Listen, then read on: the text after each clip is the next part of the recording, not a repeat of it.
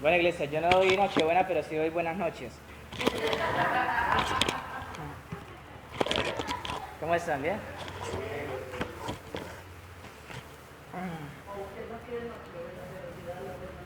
Ya leí la buena noche anticipada.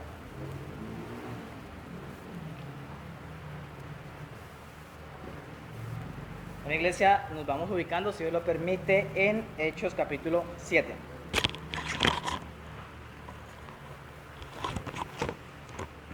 Hechos capítulo 7.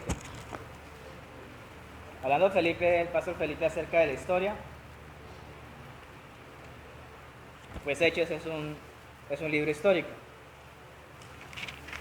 Hechos es un libro histórico, así que estamos aprendiendo historia.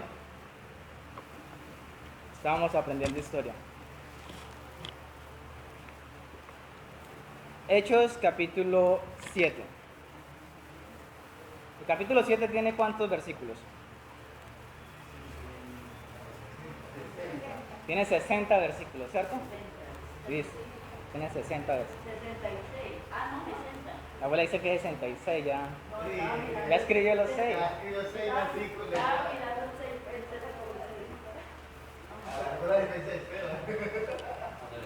Cuando nosotros vamos ya la abuela viene. Bueno, vamos a iniciar con oración y comenzamos. Señor, ponemos en tus manos este momento, esta hora, Padre Celestial, de exposición bíblica. Seas tú, Señor, poniendo en el corazón de tu pueblo el estar atentos a escuchar tu voz, a escuchar tu mensaje, y que cada uno de nosotros nos apersonemos de este mensaje, que sea para nosotros. En Cristo Jesús. Amén. El capítulo 7, bueno, quiero que me cuenten ustedes, ¿de qué se trata el capítulo 7? De la defensa de ante San Pedro. De la defensa de Esteban ante el Sanedrín. Exacto, de eso se trata. Bueno, primero, ¿quién era Esteban? Un diácono, ¿cierto? Un diácono. ¿Y a dónde sale Esteban? Pues de una necesidad que tuvieron los apóstoles como tal de atender a las viudas griegas. Ya explicamos un poco acerca de eso. Le dijeron, no nos podemos dedicar a las cuestiones logísticas y administrativas que serían las mesas, porque nuestra principal función es predicar la palabra de Dios, y eso nos quita tiempo. Así que elijan entre ustedes a 7 varones llenos de ¿qué? Del Espíritu Santo y de sabiduría para que ellos hagan ese rol, para que sean los servidores del pueblo.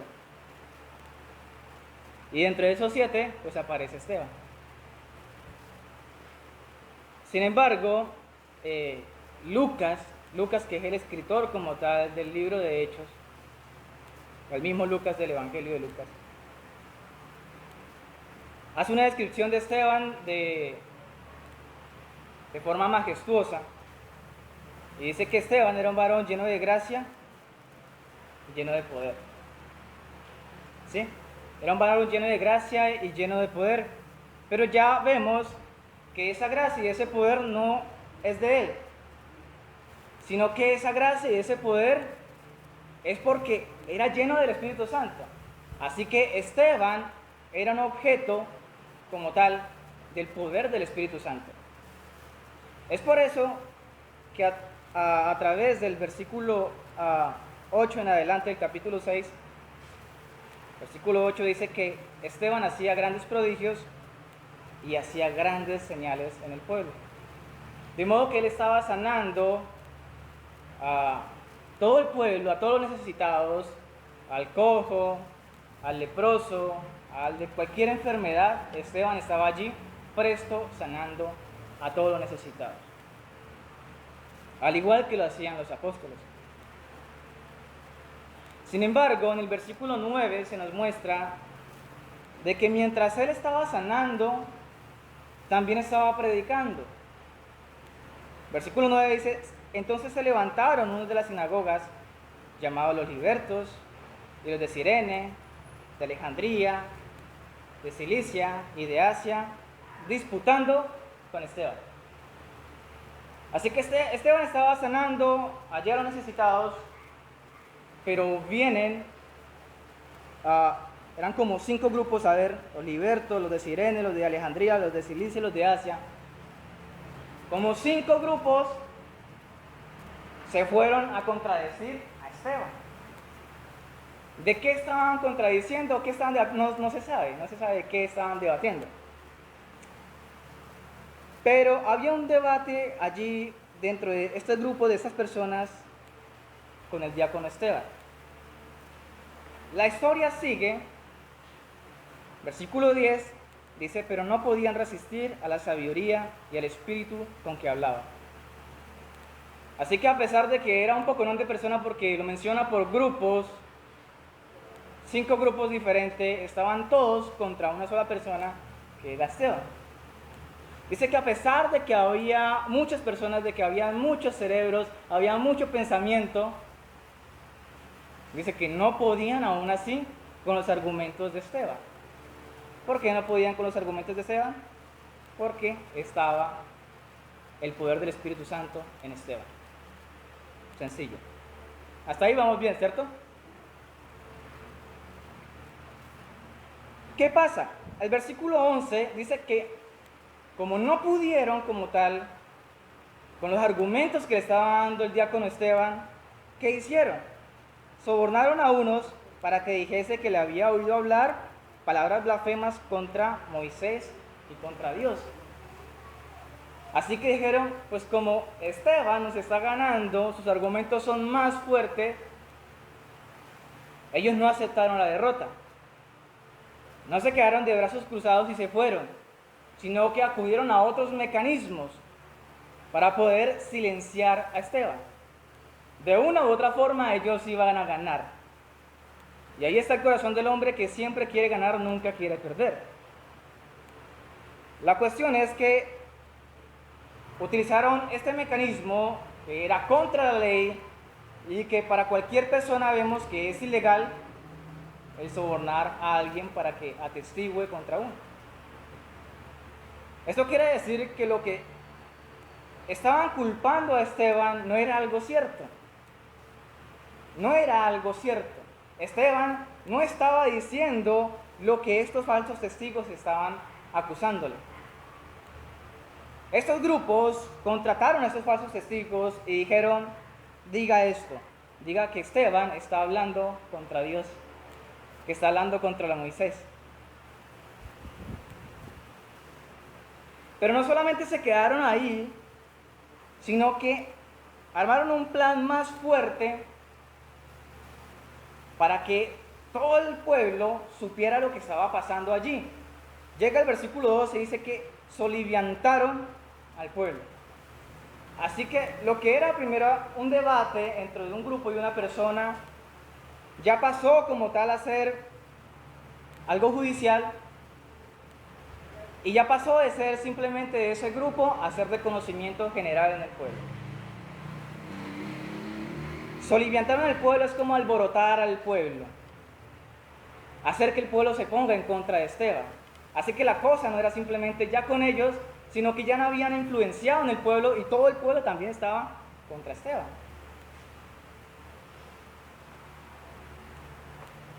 Soliviantaron el pueblo, a los ancianos y a los escribas.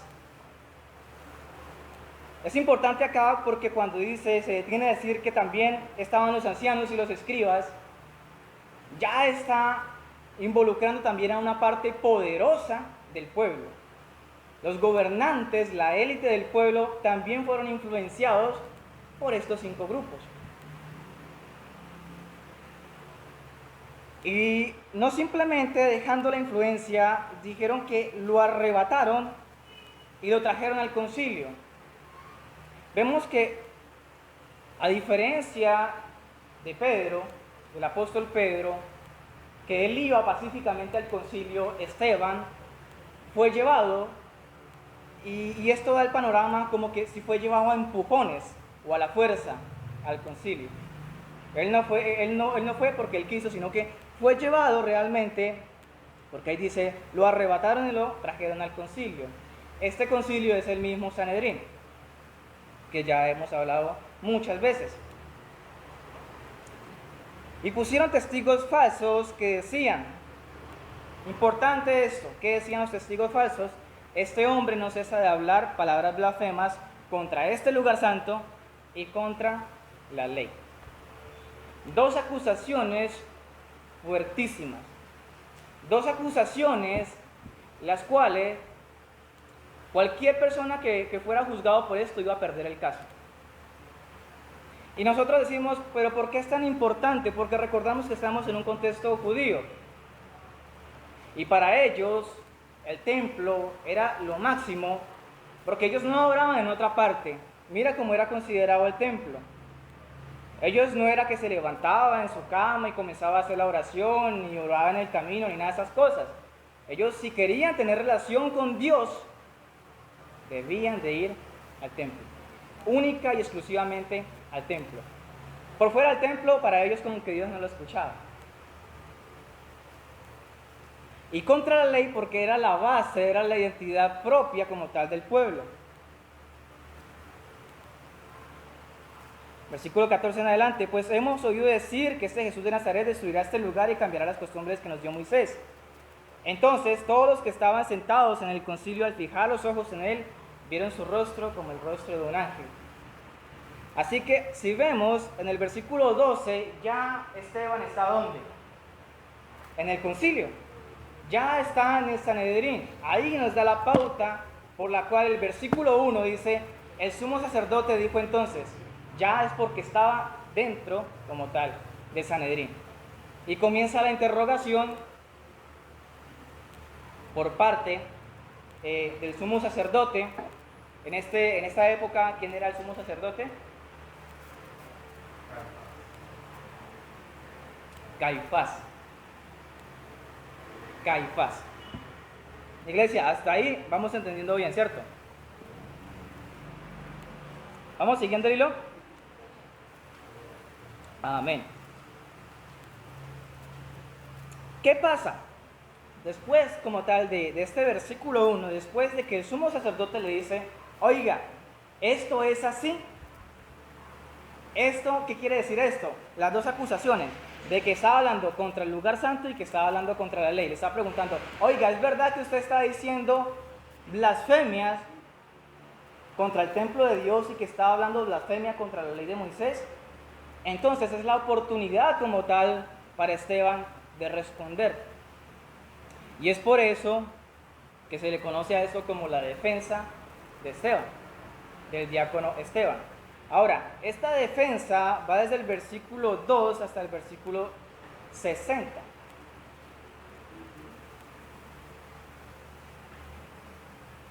Como es una sola defensa, bien la hubiera podido sacar en una sola predicación, ¿cierto? Porque es una defensa. Es alguien que está hablando de corrido y no va a cambiar de tema porque ya está el tema.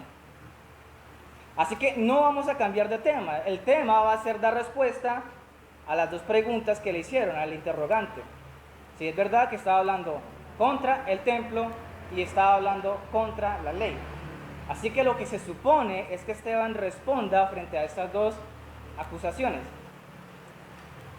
Solamente para referenciar, para no sacarlo en una sola predicación, quise referenciarlo en 4 secciones. Solamente como referencia, no como algo obligatorio que tiene que ser así, porque no hay diferentes temas. Solamente como referencia. Como referencia, vi que todo el capítulo 7, Esteban hace una descripción histórica, narrativa, de todo lo que ha pasado con la historia del hebrea o el pueblo de Israel. Así que para esto dije, pues vamos a dividirlo por ciertos personajes, como punto de referencia, ¿sí? Como punto de referencia. El primer personaje que quise tomar como referencia fue Abraham. Abraham. El segundo personaje, que esto va desde el versículo 1 más o menos hasta el versículo 19,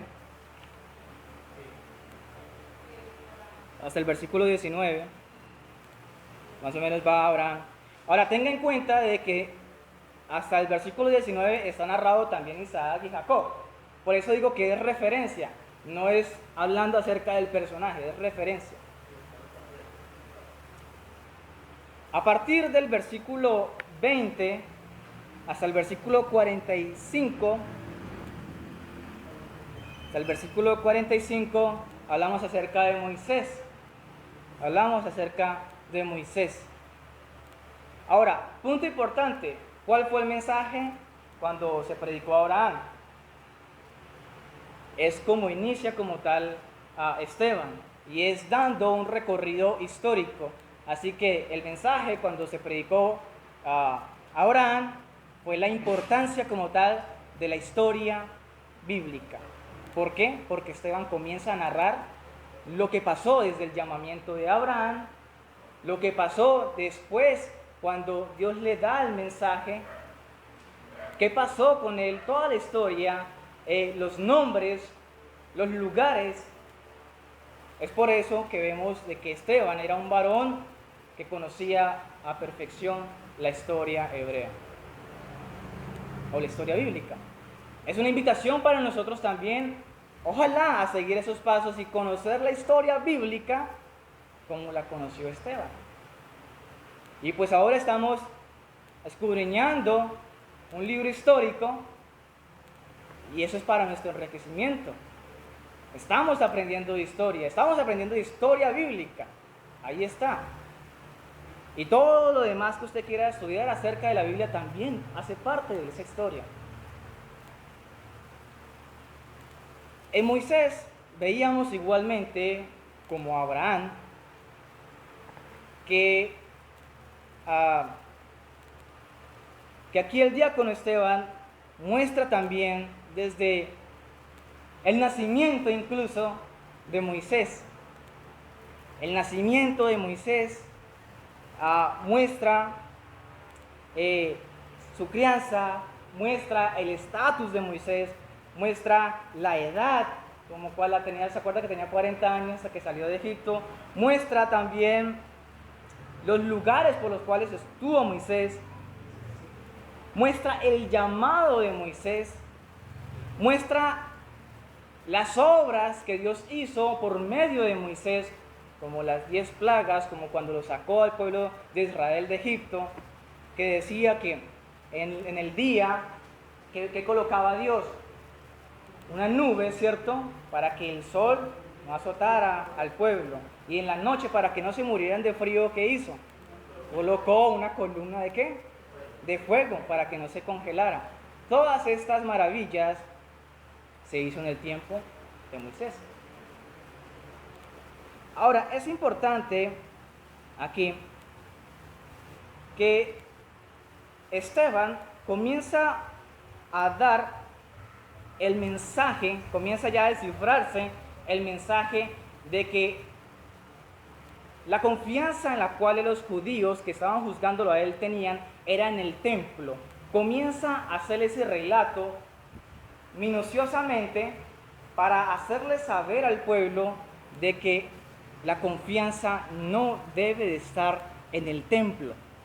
Y es por eso que dice, oiga, Moisés no era de Jerusalén, Moisés no era ni de Galilea, Moisés, nada. Moisés fue criado como egipcio, que nada que ver con el pueblo de Israel. Moisés después se fue a una tierra que tampoco tiene que ver con Jerusalén. Después de eso, Moisés es llamado por Dios. Eso es importante porque a pesar de que no estuviera en Jerusalén, dice, Moisés fue llamado por Dios en una tierra extranjera. Después de eso dice que por manos de Moisés hizo muchas señales. Eso quiere decir que Dios está actuando en las personas, no en el templo.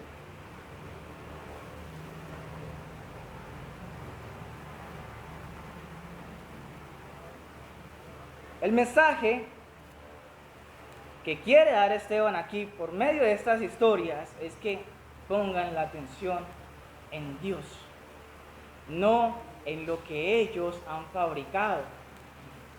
Y cuidado con eso, porque nosotros dice, no, es que el templo no es malo, porque al igual nosotros estamos en un templo. La diferencia está en los acontecimientos históricos, cómo estaba percibido el templo en ese tiempo, a cómo se percibe hoy en día el templo de Dios. Sí, por eso es que Esteban hace todo este relato, porque no es lo mismo como estaba antes a como es visto ahora. Como se veía antes era cosa diferente.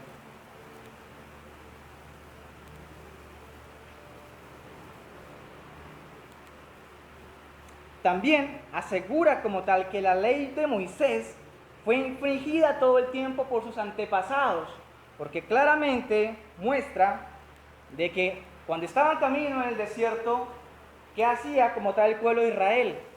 Quejarse todo el tiempo, estar en contra de Moisés. Oiga, pero era mejor que nos hubiera dejado en Egipto, nos tiene aguantando hambre, nos vamos a morir. Todo el tiempo el pueblo se estaba quejando. Todo el tiempo estaban como tal contra Moisés. Así que vemos que también quiere dar ese mensaje de que la ley como tal que ellos hablaban que estaba infringiendo Esteban, realmente esa ley fue infringida hace mucho tiempo atrás. Incluso por los personajes, por los héroes que ellos tenían. Esa ley había sido infringida desde hace mucho tiempo atrás. Con Moisés todo el tiempo el pueblo estaba confrontando a Dios. Y es clara la escritura que dice que a pesar de que ellos estaban en el desierto andando con Moisés, su corazón estaba en Egipto. ¿Por qué? Porque traían toda la idolatría de Egipto.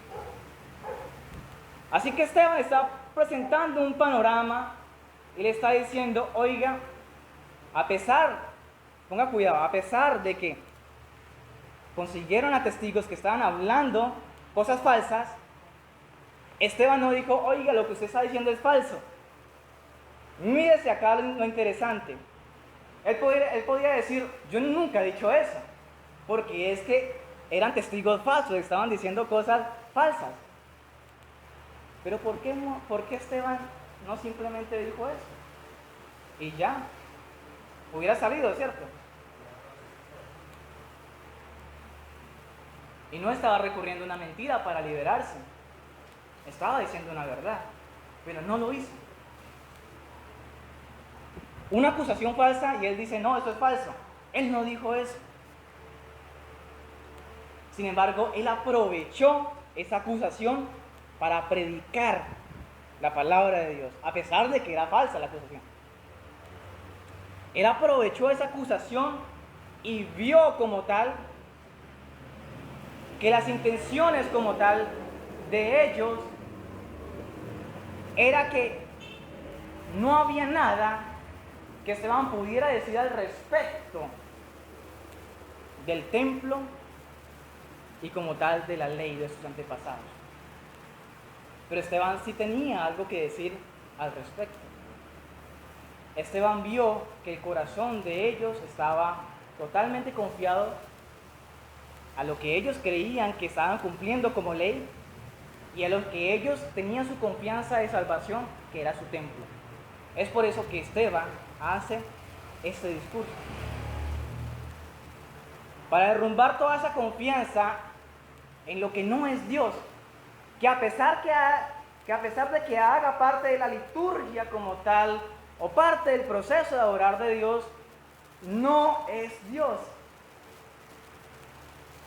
Y eso es interesante, porque usted puede decir, bueno, yo vengo acá, yo vengo a escuchar la palabra de Dios, yo vengo acá en un santuario, en un templo, porque está allí la voz de Dios. Pero cuando el pueblo se acostumbra a solamente creer que Dios está acá, hay un peligro fatal, hay un peligro muy grave para el pueblo.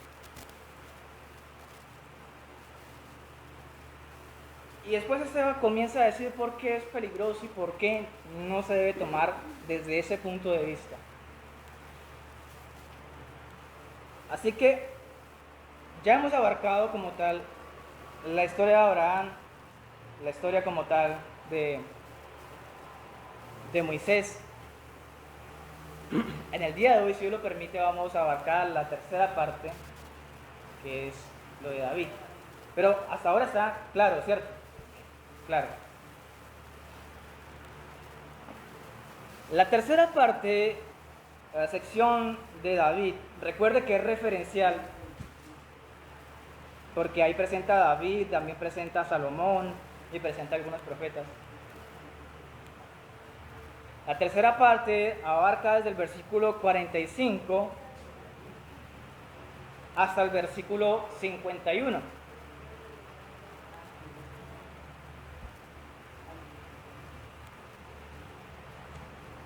¿Listo? Doy lectura.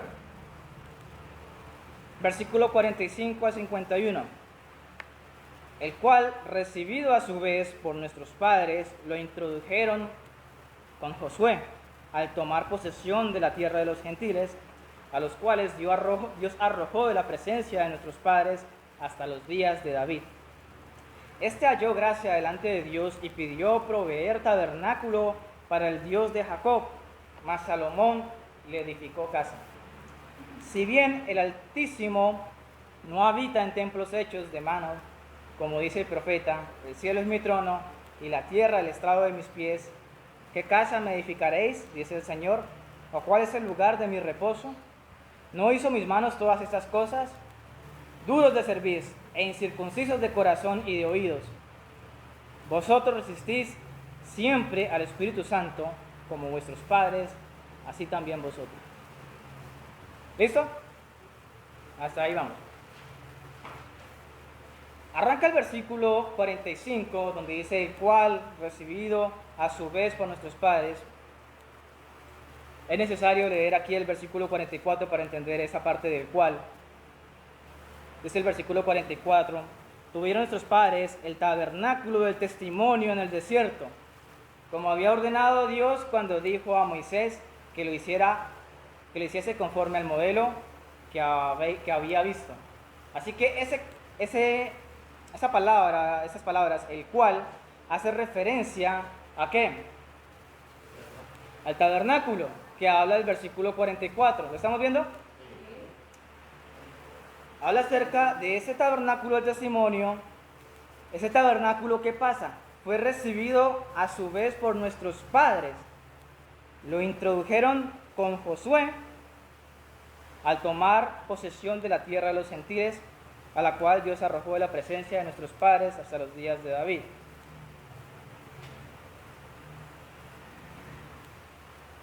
Mire que este tabernáculo como tal que habla acá, que vemos que fue mandado a construir bajo las órdenes de ¿quién? De Moisés, o bajo el mando de Moisés. Ese tabernáculo es interesante, con la misma idea del templo. Dice que ese tabernáculo estuvo un tiempo viajando. Que ese tabernáculo, a diferencia del templo que ahorita tenía en Jerusalén, algún día era móvil. Andaba por todos lados. Ese tabernáculo viajó mucho tiempo, y viajó mucho tiempo no en la región de Jerusalén, sino que viajó mucho tiempo por regiones extrañas, extranjeras, que aún el mismo pueblo ni siquiera conocía, porque era Dios quien le iba indicando por dónde andar. Así que ese tabernáculo, antes de estar en la tierra prometida, divagó, estuvo mucho tiempo paseándolo de un lado a otro. Algunos teólogos dicen que más o menos 38 años aproximadamente esa casa de Dios estuvo 38 años de un lado para otro, de un lado para otro.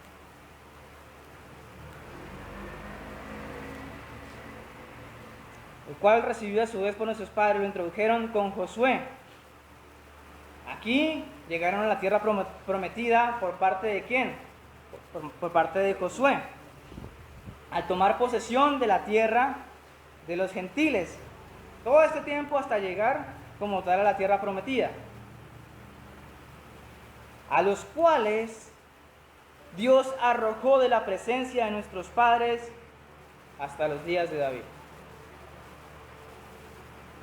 Aquí también es interesante esta parte porque dice que ese tabernáculo fue a una tierra como tal, que era la tierra prometida, pero que había personas que no conocían, no eran extranjeros.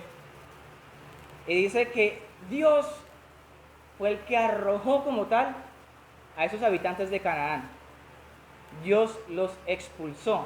¿Y por qué es importante? Porque estamos hablando aquí del templo como tal y de los antepasados.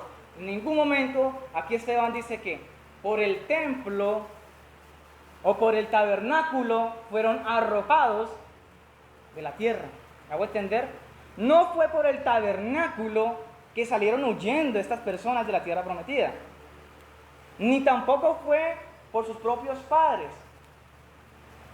No fue por mano de esos hebreos valientes, sino que dice que Dios mismo fue quien los expulsó, quien los arrojó, para que ellos pudieran tomar esa tierra. Y Dios se encargó de arrojarlos a todos esos gentiles, dice, hasta los días de David. Y quiere presentar algo también, porque está contando toda una historia. Aquí es importante, un mensaje que deja claro Esteban, es que la idea, vamos a leer el siguiente versículo, de David. Este halló gracia delante de Dios y pidió proveer tabernáculo para el Dios de Jacob. Aquí es importante ver que cuando habla acerca como tal de ese templo, de ese tabernáculo que pide David construir, no fue por iniciativa de Dios. Es un punto interesante, que no fue por iniciativa de Dios que se le construyera templo. No fue por la iniciativa de Dios. Vayamos allá, Primera de Crónicas, capítulo 17. Jordan, Primera de Crónicas, capítulo 17, versículo del 1 al 4. Y Felipe me ayuda con Primera de Reyes, capítulo 8, versículo del 12 al 20.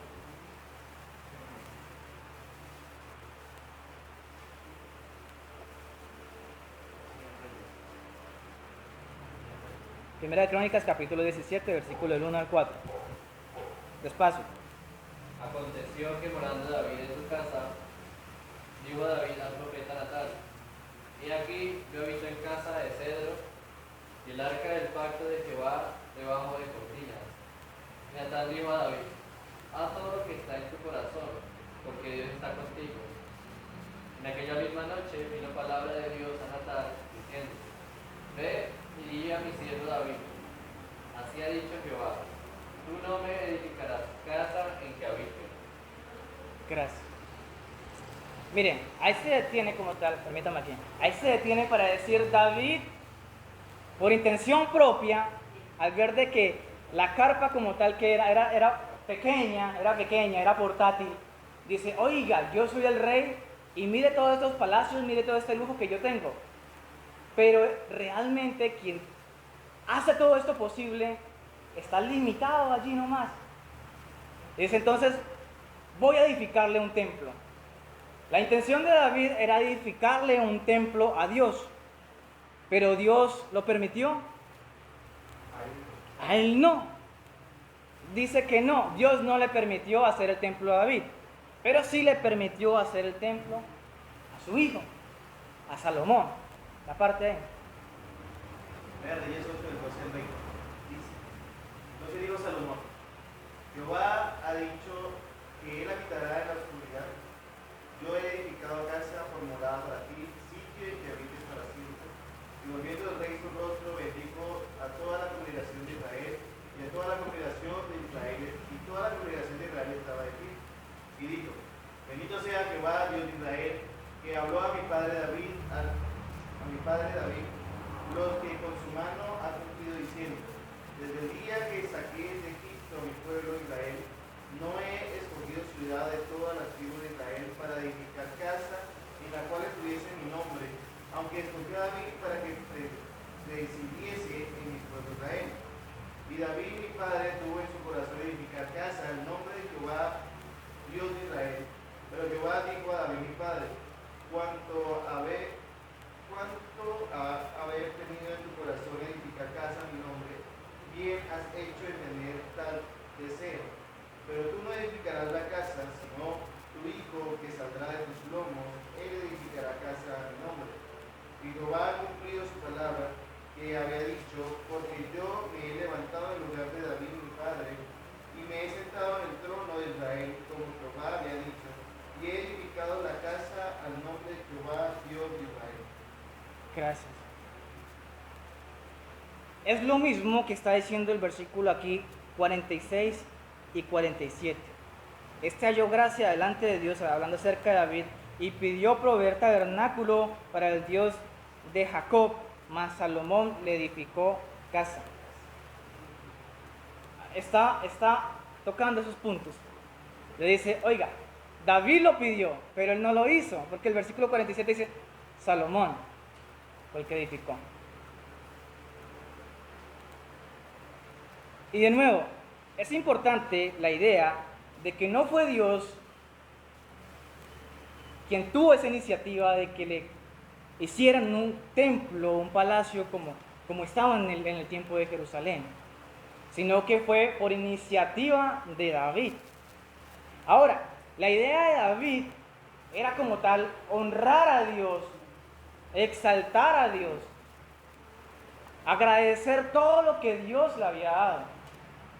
Y quería exaltar a Dios construyendo ese templo. Sin embargo, esa idea, ya en el tiempo como tal de Cristo, esa idea estaba totalmente distorsionada. Ya no fue en acto de agradecimiento, no fue como tal para exaltar a Dios, sino que el templo se veía como un símbolo de salvación. El templo se veía como un símbolo como tal de salvación. Vemos que la relevancia que ellos tenían del templo no es la misma relevancia que Dios mismo tenía del templo. Ni siquiera Dios tenía esa relevancia del templo. Después vamos a ver por qué. Dios mismo, por un profeta, lo explica. Que Él no tenía esa relevancia que ellos le tenían al templo. Pero así estaban las cosas en aquel tiempo. Los judíos decían que el templo salva. Aquí Esteban está diciendo: el templo no salva. El templo no salva. Dios salva. Y por eso le hizo el recuento de antes del templo, para ver de que Dios era quien había salvado antes de construir ese templo. Es por eso la historia del arca y toda la cuestión, para llevar esa transición. Mas Salomón le edificó casa. Versículo 48. 48 en adelante. Dice: si bien el Altísimo no habita en templos hechos de mano, como dice el profeta, el cielo es mi trono y la tierra el estrado de mis pies. ¿Qué casa me edificaréis?, dice el Señor. ¿O cuál es el lugar de mi reposo? ¿No hizo mi mano todas estas cosas? Vayamos por favor a Isaías, capítulo 66, versículo 1 y 2. versículo 1 y 2.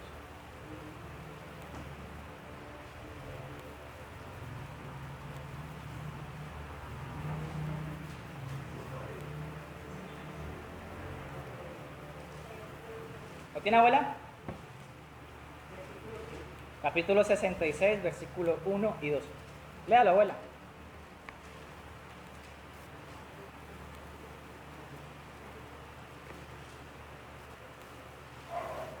Jehová dijo así, el cielo es mi trono y la tierra es pan. El cielo es mi pan. Tranquila. Jehová dijo así, el cielo es mi trono Ujú. y la tierra es el estrado de mi tierra. Donde está la casa que me habéis de edificar y donde el lugar donde reposo. Mi mano hizo todas estas cosas y así todas estas cosas fueron, dice Jehová, pero miré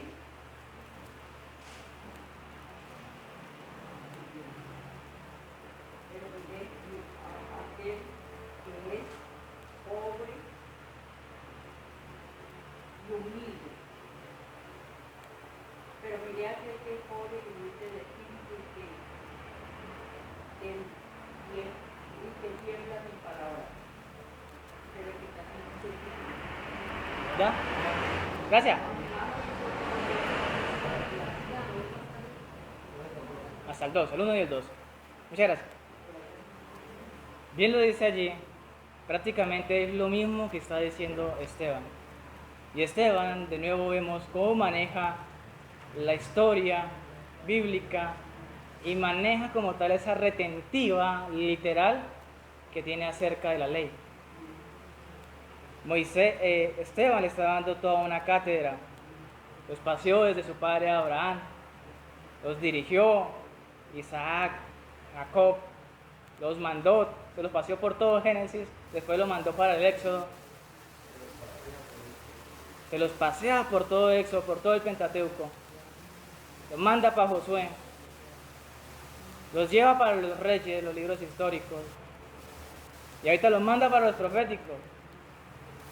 Mira todo el recuento que está haciendo Esteban acá. Esto es asombroso. Es realmente asombroso. Dice, vea, le estoy dando un argumento, no solamente de una persona, no solamente le estoy dando el argumento de Abraham, sino que estoy dando el argumento de toda la historia bíblica, de toda la historia hebrea. Y le estoy mencionando los personajes respetados por todos nosotros.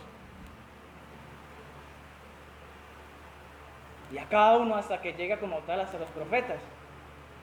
Hace toda la transición hasta que llega a los profetas y explícitamente el profeta Isaías, que se encuentra acá, en la Biblia se encuentra el capítulo 66, versículo 1 y 2,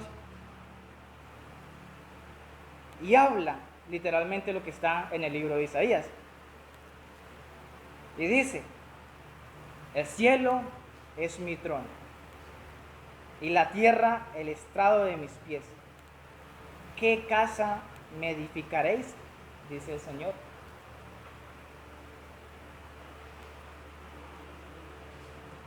Mira, si el cielo,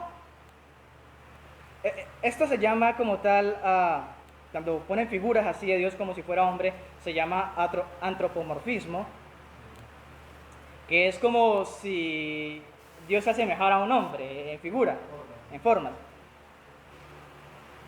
Dice, si Dios tiene su asiento, su trono, allá en el cielo,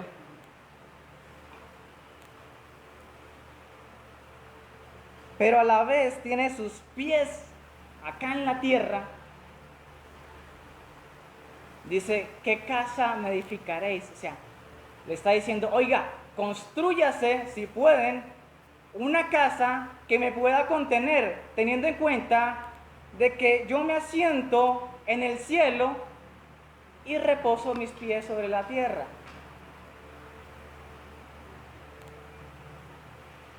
sea, desafía a cualquier arquitecto a ver si puede hacer semejante obra. Es algo que lógicamente está fuera de nuestro alcance. Es algo que está fuera de nuestro alcance. Dios no se puede limitar a un lugar geográfico.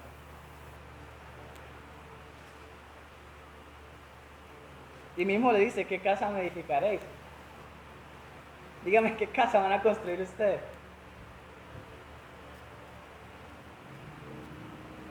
Dios no se puede limitar a un lugar geográfico, ni se puede reducir a un santuario creado por hombres. No se puede reducir el poder de Dios a un santuario creado por hombres. Yo no puedo reducir el poder de Dios a esas 4 paredes, iglesia. No lo puedo hacer. Pero ¿sabe qué? Recordemos que es diferente. Estamos en un contraste de una historia, de un contexto histórico diferente. Porque a diferencia de que el cielo es el estrado de Dios, el trono de Dios, y la tierra donde pone sus pies, los santuarios de esos dioses sí son reducidos. El alcance de esos dioses sí es reducido. El santuario creado por hombres para los dioses paganos, el pueblo lo ve reducido en su rango de acción. ¿Y sabe qué es lo que pasa? Que es por esa razón que cuando usted se arma una estatua, que cuando usted se arma un sistema de adoración que lo representa con algo, es por eso que la gente va al lugar. Va al lugar. Porque la gente piensa que el rango de acción del poder de ese Dios está ahí. ¿Sí? Y eso es muy común. Sabemos que hoy en día también. En aquel tiempo era con más fuerza, y la cuestión es que lo estaban también metiendo esa idea en el templo de Dios. Pero hoy en día vemos también esas prácticas, iglesia. Alguien piensa que ahí está el Dios, Pastor Pedro le dice el Diosito. El Diosito está allí, entonces vamos para donde está el Diosito.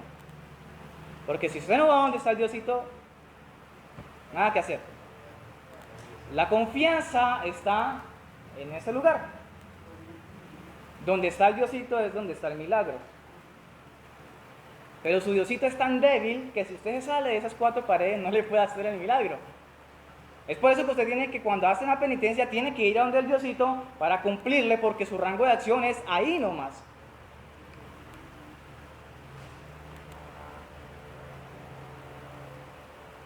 Pero sabemos, iglesia, que nosotros para adorar a Dios, para que Dios nos escuche,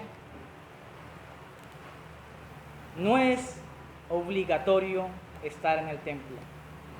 Dios nos escucha en sus casas, en sus trabajos, en donde quiera que nosotros estemos, al conducir, porque tenemos a un Dios todopoderoso, pero a la vez omnipresente y omnipotente y omnisciente. La gran diferencia.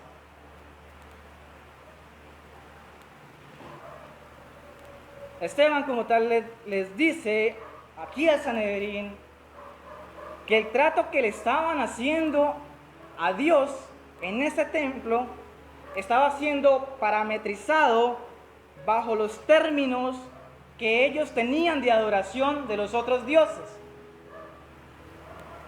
Ellos tenían la idea de que ese templo era igual que los otros. Por eso es que debían de ir físicamente allá.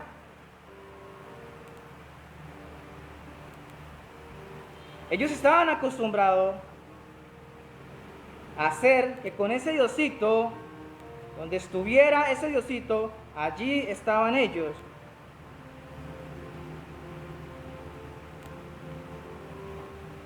Y lo más es que le estaban colocando lugar propio. Ese es Jerusalén. Y aquí solamente está Dios y ya. No se puede contener como tal la gloria de Dios. Estaban grandemente equivocados. Estaban grandemente equivocados. Dios es más que un templo. Dios es más que un templo, iglesia. Ahora, versículo 51, último versículo. Después de que le hace todo este recorrido, le dice: duros de cerviz e incircuncisos de corazón y de oídos, vosotros resistís siempre al Espíritu Santo como vuestros padres, así también vosotros. Mire, Esteban le presentó todos los argumentos históricos posibles. Eso fue importante porque él no dijo que yo pienso que es así, o de una vez introdujo a Cristo allí, sino que los paseó para ver que lo que él estaba hablando era verídico, ellos lo sabían y que era coherente.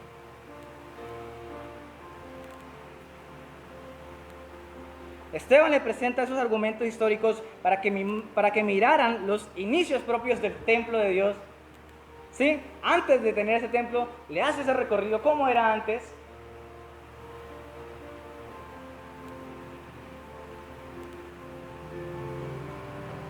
Y también hace de que estas personas no traten de parametrizar bajo los mismos estándares el templo de Dios o la adoración de Dios con la adoración de sus dioses. Es totalmente diferente. Es totalmente diferente. Después de que le hace todo este recorrido, llega la aplicación. Por fin llega la aplicación. Hasta acá es un recorrido histórico.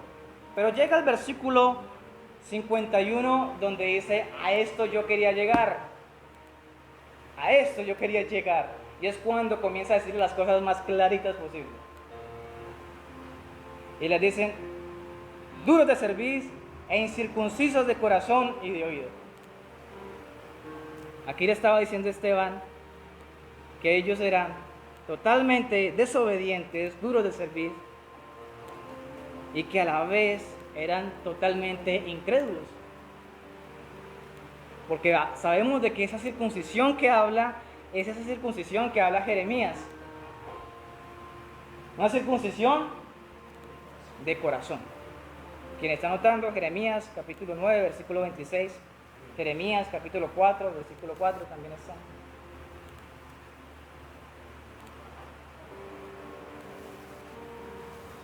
Después le dice: vosotros resistís siempre al Espíritu Santo. Ese comportamiento como tal rebelde contra Dios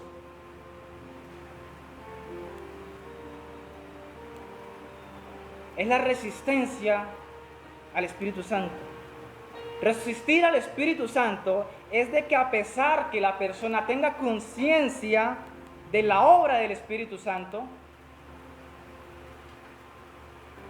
simplemente voluntariamente la desprecia. ¿Por qué ellos tenían conciencia? Porque era el pueblo elegido por Dios. Dios había hecho todos sus grandes milagros con ese pueblo. Y los recorrió bajo toda esa historia. Y les dijo las hazañas que Dios había hecho con el pueblo. Y le dice: ustedes lo saben bien. Ustedes lo saben bien de lo que Dios ha hecho. Pero a pesar de que Dios ha hecho eso, ustedes no creen. Ustedes no creen. Y no porque sea ajeno a ellos o porque quiera inculcárselo de un momento a otro, sino porque voluntariamente no lo creen. Deciden no creer. A pesar de que se hagan señales ahí con ellos, dicen: yo no creo. Es como si estuvieran ciegos, como si estuvieran sordos. Voluntariamente dicen: no, yo no creo. Así que ese despreciar, ese poder, esa presencia del Espíritu Santo, es a lo cual Esteban le dice que ellos han resistido siempre al Espíritu Santo. Y algo interesante es que le dice que siempre, no le dice, oiga, es que ustedes ahorita están resistiendo. Le dice, siempre han resistido al Espíritu Santo. Porque como vuestros padres lo resistieron, así también están haciendo ustedes. Están resistiendo al Espíritu Santo. Están negando como tal la dirección del Espíritu Santo. Están negando seguir por el camino que le establece el Espíritu Santo. Ellos están queriendo ir por el camino de la perdición. Y a pesar de que el Espíritu Santo se contrista, como le dice por allá Efesios, vayamos allá, por favor. Efesios capítulo 4.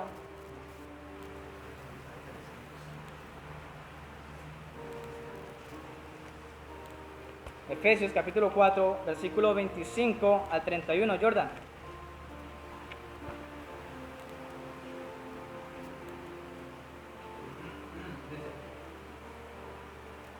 Por lo cual, desechando la mentira, hablad verdad cada uno con su prójimo, porque somos miembros los unos de los otros. Airados, pero no pequéis, no se ponga el sol sobre vuestro enojo, y deis lugar al diablo. El que hurtaba no hurte más, sino trabaje haciendo con sus manos lo que es bueno, para que tenga que compartir con el que padece necesidad.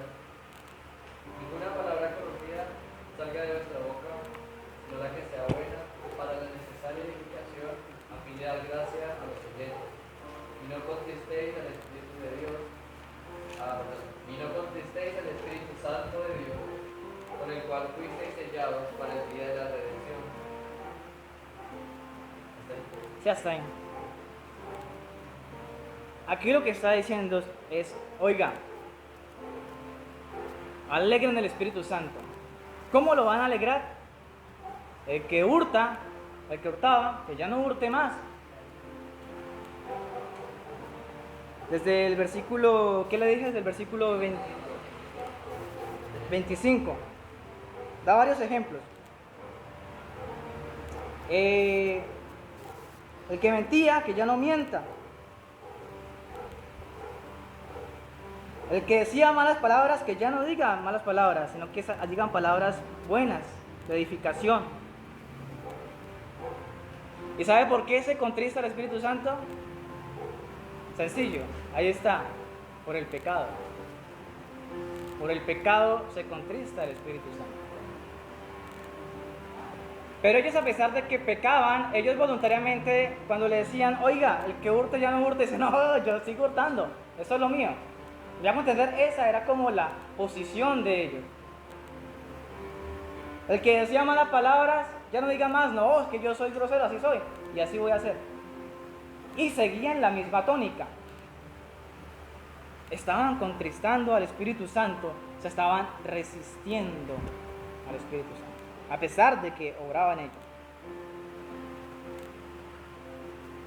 El llamado de iglesias es, no resistamos al Espíritu Santo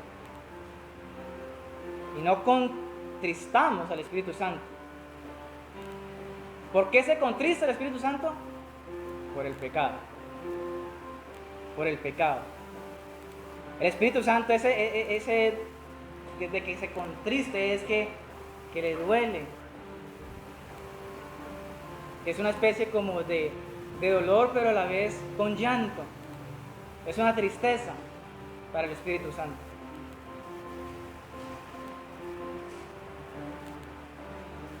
Esa es la palabra de Dios. Acerquémonos pues confiadamente al trono de la gracia para alcanzar misericordia y hallar gracia para nuestro oportuno socorro. Ese es el mensaje, iglesia. Ese es el llamado de nosotros. No contristar al Espíritu Santo. ¿Cómo no lo contristamos? No pecando. No pecando.